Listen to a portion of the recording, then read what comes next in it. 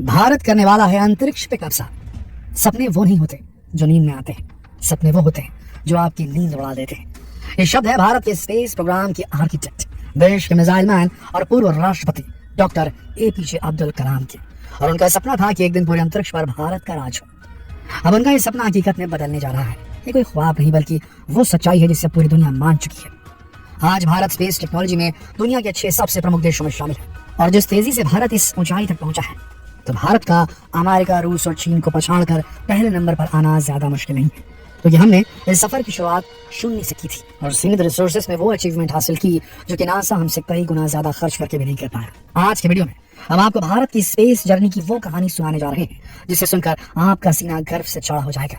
तो बस बने रहिए वीडियो के अंत तक। ये कहानी है साइकिल से चांद के सफर की, ये कहानी है बैलगाड़ी से रॉकेट लॉन्च की, और ये कहानी है अपने पहले ही प्रयास में मंगल तक पहुंचने की और एक साथ 104 सैटेलाइट्स लॉन्च करके इतिहास रचने की। तो आइए आप और हम भी भारत की स्पेस जर्नी के साक्षी बनते हैं। दोस्तों, इस सफर की शुरुआत होती है जब अमेरिका पहली बार चांद पर पहुंचता है और नील आर्मस्ट्रांग चांद की धरती पर पहला कदम रखते हैं। उसके ठीक 1 महीने बाद सन 1969 में इसरो यानी कि इंडियन स्पेस रिसर्च ऑर्गेनाइजेशन की नींव रखी जाती है। लेकिन सफर आसान नहीं होता। हमारे पास न फंड था, न ही कोई सपोर्ट है। नासा के हर प्रोजेक्ट का बजट $1 बिलियन का हुआ करता था और हमारा बजट उसका आधा तो क्या 1/4 भी नहीं था। 60 के दशक में अमेरिका अपनी कुल आय का 5% उसकी स्पेस एजेंसी नासा को दे रहा था, जबकि भारत इस समय शांति और धीमी चाल से लगातार नए नए प्रयोग कर रहा था। भारत के वैज्ञानिक रॉकेट्स को साइकिलों तो कभी बैलगाड़ी से लॉन्चिंग स्टेशन तक लेकर जाते थे और आखिरकार भारत को उसकी पहली सफलता मिलती है 1975 में, जब भारत ने अपना पहला स्वदेशी सैटेलाइट आर्यभट्ट सफलतापूर्वक लॉन्च किया। इस रिसर्च सैटेलाइट का नाम 5वीं सदी के महान गणितज्ञ आर्यभट्ट के नाम पर रखा गया था, जिन्होंने शून्य यानी जीरो की खोज की थी। यह भारत के शून्य से शिखर तक पहुंचने की दिशा में पहला कदम था।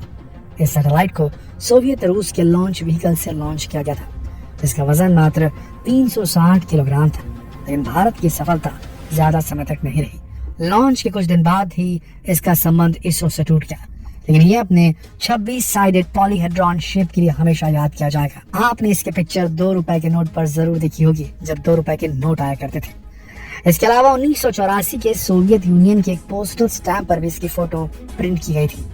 इसके बाद इसरो ने अपना पूरा ध्यान सैटेलाइट लॉन्च व्हीकल बनाने में लगा दिया और आखिरकार 1979 में उन्हें इसमें सफलता भी मिल गई, जब उन्होंने अपना पहला स्वदेशी रॉकेट SLV यानी कि सैटेलाइट लॉन्च व्हीकल तैयार कर लिया।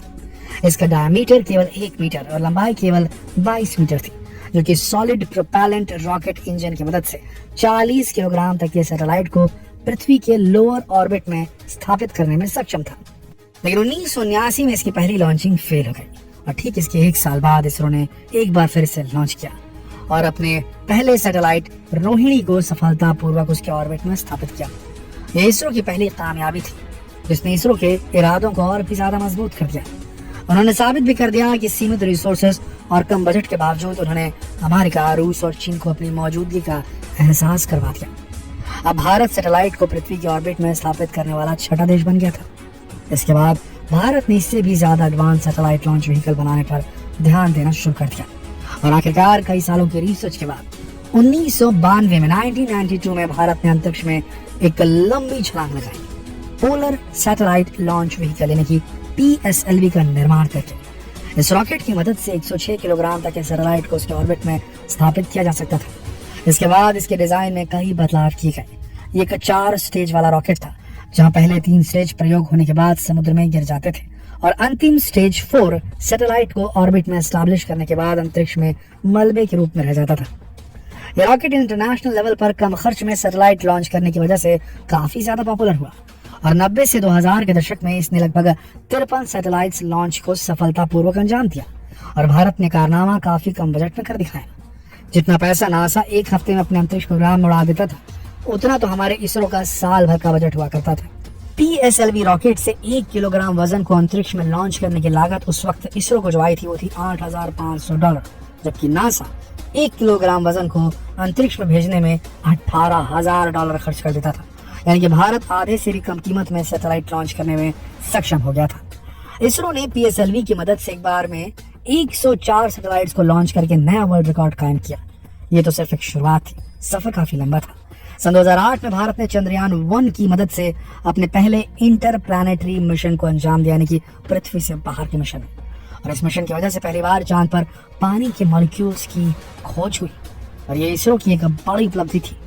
इस तरह भारत चांद की सतह तक पहुंचने वाला चौथा देश बन गया। अब इसरो ने अपना अगला टारगेट मंगल को बनाया और मंगलयान की तैयारी कर दी शुरू। सन 2014 में भारत ने मंगलयान मार्स ऑर्बिटर मिशन के पहले ही प्रयास में सफलता हासिल की।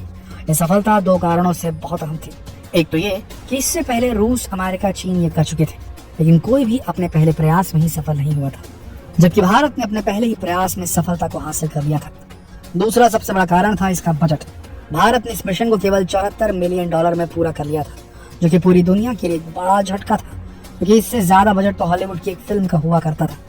इसके बाद इसरो जियो सिंक्रोनस सैटेलाइट लॉन्च व्हीकल यानी कि GSLV की तैयारी में लग गया। इसका इस्तेमाल हजारों किलोमीटर ऊपर स्थित जियो सिंक्रोनस ट्रांसफर ऑर्बिट GTO में सैटेलाइट्स को भेजने के लिए किया जाता है। अब भारत अपने आने वाले समय में कई नए प्रोजेक्ट्स को लेकर काफी उत्साहित है, क्योंकि अगर यह मिशन सफल रहे तो भारत अंतरिक्ष की दुनिया में नासा, रूस की रॉसकॉस्मोस, चीन की CNSC को सभी को पिछाड़ देगा। इसरो ने साल 2022 में अंतरिक्ष में गहरी छलांग लगाई और 5 बड़े मिशन लॉन्च किए। तो वहीं इस साल इसरो कई बड़े करिश्मे कर सकता है। साल 2023 में इसरो आदित्य L1 ये सूर्य को स्टडी करने के लिए एकदम पास में जाएगा, लैंगरहैंस पॉइंट पर, यानी कि वो पॉइंट जहां से जो चीजें हैं वो मेल्ट होनी शुरू हो जाती है सूरज की गर्मी से। उसके ठीक उसी पॉइंट की जस्ट पहले ये रुक जाएगा आदित्य L1। ये करने वाला है भारत। इसके साथ ही चंद्रयान 3 जैसे बड़े इंटरप्लैनेटरी मिशन को लॉन्च करेगा भारत। इसके साथ ही भारत का पहला मानव युक्त अंतरिक्ष मिशन गगनयान मिशन भी लॉन्च किया जाएगा। इसरो इस साल जून तक चंद्रयान 3 को लॉन्च कर सकता है। सन 2019 में चंद्रयान 2 सफल नहीं हो पाया था। जिस वक्त रोवर चंद्रमा की सतह पर उतरने वाला था कि अचानक उसका लैंडर विक्रम से संपर्क टूट गया था, जिसकी वजह से मून मिशन चंद्रमा की सतह से 2.1 किलोमीटर दूर रह गया और आखिरी पल में चंद्रयान 2 का 47 दिनों का सफर अधूरा रह गया। हालांकि ऑर्बिटर अभी भी अपना काम कर रहा है।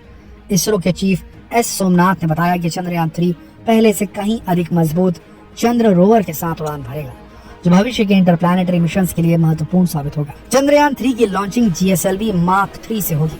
इसके बाद इसी साल के आखिर में गगनयान मिशन लॉन्च करने की योजना है। ये पहला मानव रहित मिशन मानव रेटेड प्रक्षेपण ऑर्बिट मॉड्यूल सिस्टम के डिस्प्ले के लिए होगा। इसके अलावा बाद में एक और मानव रहित मिशन और अंत में पहला मानव युक्त अंतरिक्ष मिशन भेजा जाएगा इसरो की तरफ से, जिसमें 3 एस्ट्रोनॉट, भारतीय एस्ट्रोनॉट शामिल होंगे। दोस्तों, इसरो की इस ऊंची उड़ान के लिए एक लाइक तो बनता ही है। तो जितना हो सके इस वीडियो को शेयर कीजिए फेसबुक पर, व्हाट्सएप पर, यूट्यूब पर, ताकि हर भारतीय को पता चले कि भारत के अंतरिक्ष मिशन को कितना बाखूबी निभा रहा है इसरो। गर्व की बात है हमारे लिए। शेयर कीजिए इसे फेसबुक पर, व्हाट्सएप पर, यूट्यूब पर। कल फिर मिलते हैं एक और दिलचस्प वीडियो के साथ। तब तक के लिए आप सबका इस वीडियो के अंत तक बने रहने के लिए दिल से धन्यवाद।